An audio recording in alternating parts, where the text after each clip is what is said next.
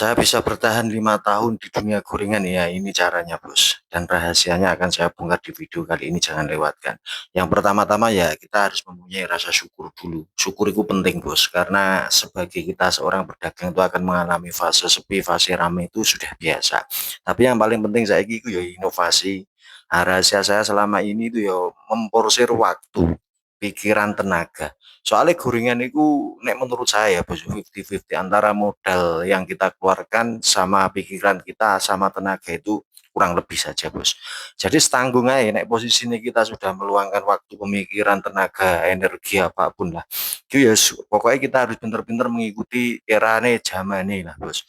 Jangan ketinggalan media sosial di YouTube, TikTok, Instagram, YouTube, apapun itu, karena banyak sekali yang bisa kita jadikan suatu referensi. Banyak kok teman-teman kita yang hanya dengan jualan gorengan sukses lah. Yang penting itu landasi utama kita syukur dulu, yang kedua inovasi. Nah, jangan sampai kita hanya menjual dagangan yang monoton ini itu dulu. Harus memahami situasi dan permintaan pasar apalagi dengan langganan kita.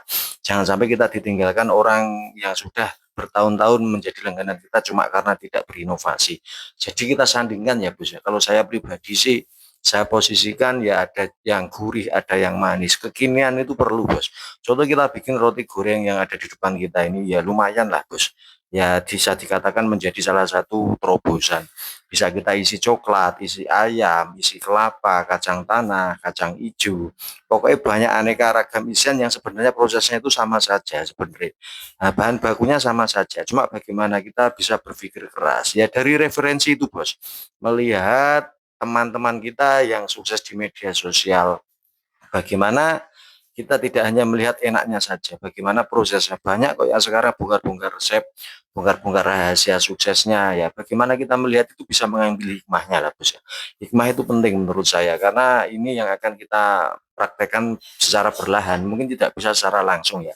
Tapi dengan adanya kita mengikuti era zamannya, era digital ini sebenarnya mempermudah kita bikin resep apapun sekali klik muncul. Jadi tergantung kemauan dan pendirian kita ya. Kalau memang ada yang baru pemula, baru merintis, ya banyakin varian tapi dikit-dikit dulu. Besaran saya sih seperti itu.